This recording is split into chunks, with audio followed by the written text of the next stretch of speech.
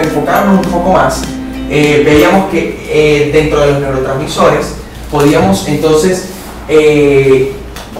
ubicarlos no solamente por sus características bioquímicas, sino también podemos ubicarlos por sus características,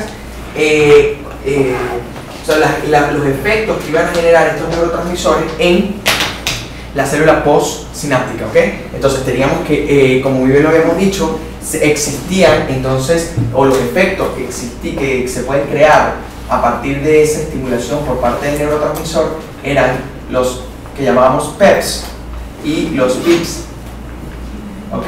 Siendo entonces los PEPs los potenciales excitatorios postsinápticos y los PIPs los potenciales inhibitorios postsinápticos, ¿ok?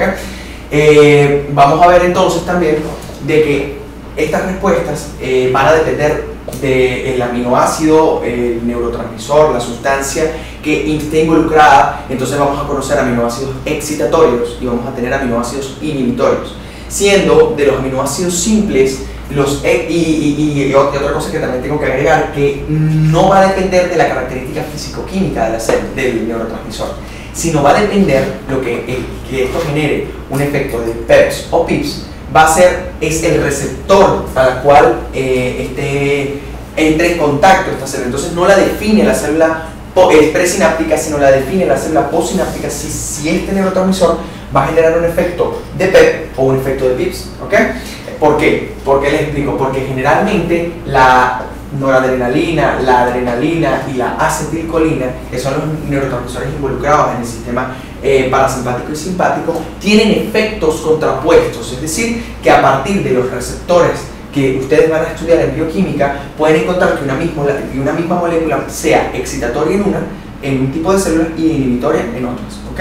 Entonces, como dijimos, pero principalmente en el sistema nervioso central, generalmente el glutamato iba a ser el principal aminoácido excitatorio, siendo en este caso los inhibitorios principales en el sistema nervioso central, específicamente en el cerebro, el ácido gamma aminobutírico o gamma aminobutirato, que es el GABA que ven allá.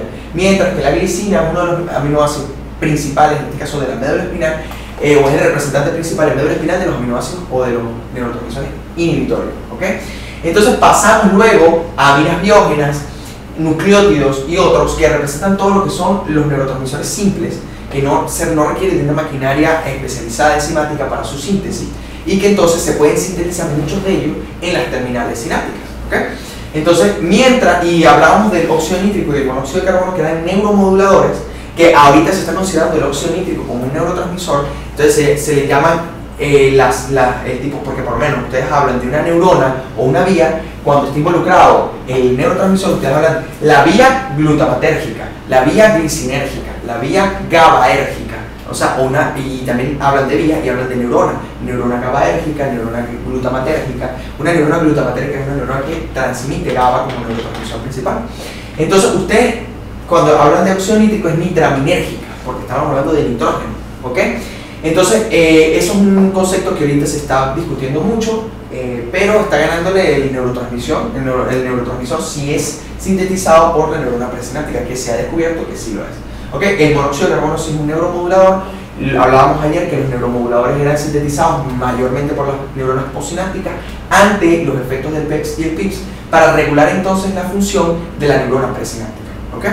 Y íbamos a tener entonces péptidos más complejos que iban a generar efectos mucho más profundos, como lo son los péptidos que se secretan en el tracto gastrointestinal, como son el péptido intestinal vasoactivo, el mismo glucagón, la misma somatostatina y colecistoquinina, que eran secretadas por células especializadas del sistema enterocromafín.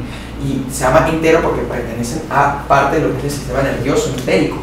Y que a su vez entonces iban cuando se los coloreaba, iban a tornarse intensamente coloreadas por se llama cromafina.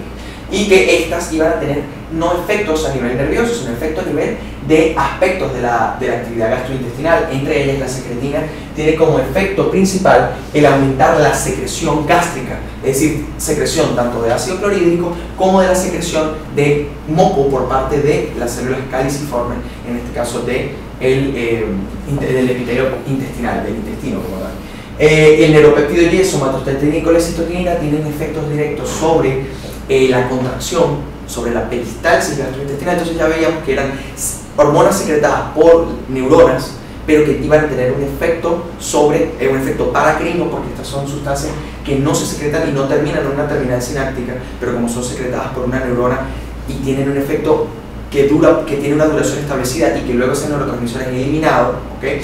Ya sea por la neurona, o por el elemento que va a contactar con ese neurotransmisor o por una sustancia que se encuentra en el medio. Entonces, y luego de generarse su efecto, entonces iba a haber un pico de acción y luego iba a haber un descenso, una caída del efecto de ese neurotransmisor, ¿okay? Entonces, otra de las características que habíamos hablado ayer era que en las neuronas generalmente, debido a la síntesis, en este caso de neurotransmisores simples en la terminal o cercanos a la membrana presináptica, ante estimulaciones rápidas, es decir, estimulaciones de potenciales de acción rápidas y cortas, iban a entonces liberarse esas vesículas sinápticas que estaban en contacto con esa membrana presináptica y que, recordando que eran entramado de neurofilamentos que forman parte de la familia de los filamentos intermedios, iban a ser ese entramado de rieles que iban a permitir que esas vesículas sinápticas se anclaran y que era el calcio el que a través de sus transportadores ubicados cercanos a el contacto